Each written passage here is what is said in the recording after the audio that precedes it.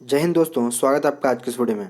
आज के इस वीडियो में बात करने वाले हम प्राक इतिहास अथवा प्रागैतिहास के बारे में, जिसे हम इंग्लिश में प्री हिस्टोरी कहते हैं, प्री हिस्ट्री कहते हैं। जैसे कि आप देख सकते हैं, इसको 3 भाग में बांटा गया। ये कौन कौन से भाग हैं, इन्हें क्या कहते हैं, किसी 3 भाग में किसने बांटा, क्यों बांटा, इस चीज़ के बारे में हम अच्छे से डिस्कस करेंगे। तो चलिए इस वीडियो को कंटिन्यू करते हैं। सबसे पहले हम बात करेंगे प्राक इतिहास के बारे में। आखिर ये है क्या, ये कौन सी बला है जिसके बारे में हम पढ़ने जा रहे हैं। ये वही इतिहास है जिस टाइम के लोगों का कोई भी रिटन एविडेंस नहीं मिलता था, उस काल को इन्होंने प्राक इतिहास या फिर प्रागैतिहास या फिर प्री हिस्ट्री का नाम दिया है। इस एज में होता यह है कि जो भी अवशेष यानी जो भी एविडेंस बचे होते हैं, उनके आधार पर ये अनुमान लगाया जाता है कि उस टाइम में लोगों का रहन सहन, सामाजिक व्यवस्था, धार्मिक व्यवस्था और उस समय लोगों की ग्रोथ क्या थी, उस समय के लोग किस तरह से रहा करते थे, इन सब चीज़ों का अनुमान लगाया जाता है, एनालाइज किया जाता है। उसके बाद फिर हिस्टोरियन इन सब चीज़ों को एक जगह बटोर कर हमारे सामने खिचड़ी बनाकर परोस देते हैं और हमें ये सब पढ़ना पड़ जाता है।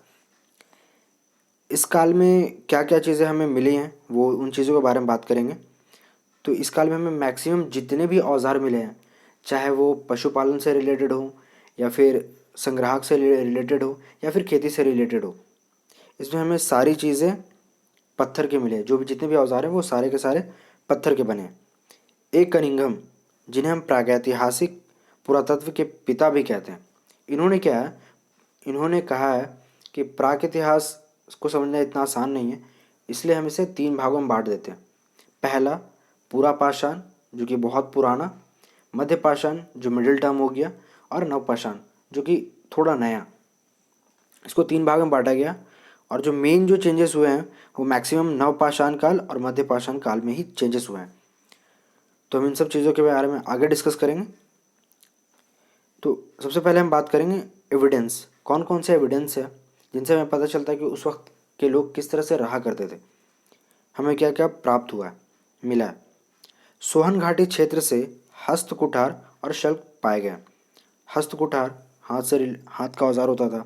शल्क जिसको पत्थर से पत्थर को तोड़कर बनाया जाता था और ये बेसिकली ये नुकीला होता था। और नर्मदा घाटी के नरसिंहपुर से, महाराष्ट्र के नेवासा, आंध्र प्रदेश के गिद्दूर, तमिलनाडु से वादामदुराई से पूरा पाषाण काल के साक्ष्य मिलते हैं।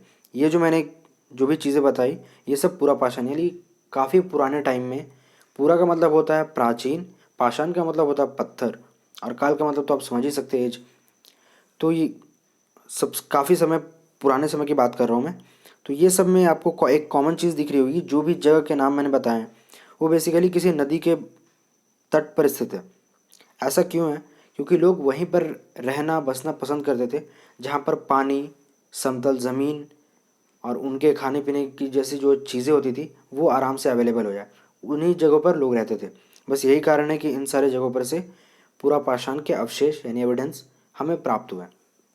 अब हम बात करेंगे मध्य पाषाण युग के बारे में, जिसे हम मेसोलिथिक एज कहते हैं। तो इस टाइम में क्या क्या मिला है? तो क्वार्ट्ज मिला है, क्वार्ट्ज के औजार और हथियार मिले हैं, ठीक है। पश्चिम बंगाल जो कि बिरभानपुर, गुजरात के लहंगाज और मध्य प्रदेश के आदमगढ़, राजस्थान के बेगोर से मध्य पाषाण काल के अवशेष प्राप्त हुए। इनमें क्या प्राप्त हुए हैं इसके बारे में तो मैं आपको जैसे ही डेप्थ में समझाऊंगा, ये इस वीडियो में नहीं होगा। ये बेसिकली मैं आपको बेसिक नॉलेज दे रहा हूँ। जब हम एडवांस पढ़ना शुरू करेंगे तो उसमें मैं आपको इन सब चीज़ों की जानकारी एकदम इन डेप्थ में दूंगा, उसके लिए आप चिंता ना करें। मैं फ़िलहाल अभी बेसिक पढ़ा रहा हूँ। राजस्थान के बागोर से मध्य पाषाण काल के अवशेष प्राप्त हुए हैं। कौन कौन से जगह से प्राप्त हुए हैं, क्या मिले, वो हम एडवांस में पढ़ेंगे, ठीक है। तो इनमें सबसे प्राचीन प्रतापगढ़, महादह और दमदमा है मध्य पाषाण काल में, ठीक है। अब हम इसके आगे बढ़ते हैं। नवपाषाण काल में कहाँ कहाँ पर एविडेंस मिले हैं? मेहरगढ़ जो कि बेसिकली अब पाकिस्तान में है, यूपी के कुलडेहवा, बिहार में चिरांद, कश्मीर में बुर्ज होम और गुफ्फकराल, दाओजरी हिंडी, ये सारे जगह हैं जिनसे नवपाषाण काल के ये जितने भी जगह हैं वो सब नवपाषाण काल के स्थल रह चुके हैं और यहाँ से काफ़ी सारे एविडेंस भी मिले हैं। ठीक है, अब हम इसके आगे बढ़ते हैं।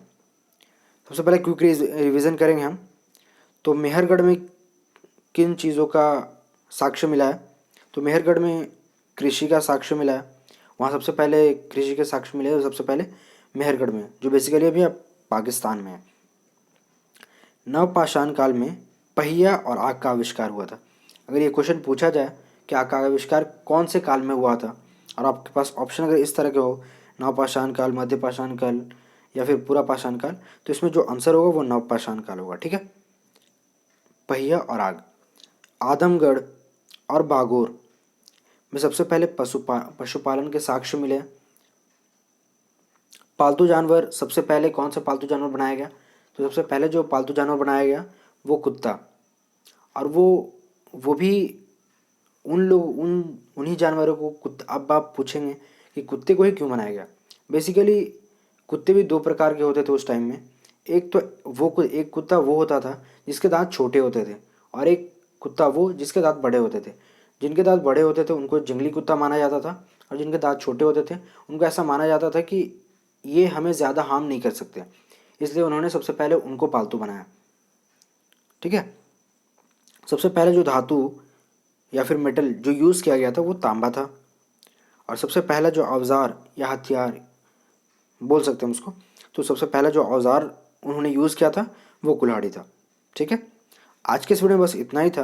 अगर ये वीडियो आपको अच्छा लगा तो प्लीज़ लाइक करें, कमेंट करें और दोस्तों के साथ शेयर करें, और अगर आप इस चैनल पर नए हैं तो प्लीज़ चैनल को सब्सक्राइब जरूर कर लें। जय हिंद, वंदे मातरम।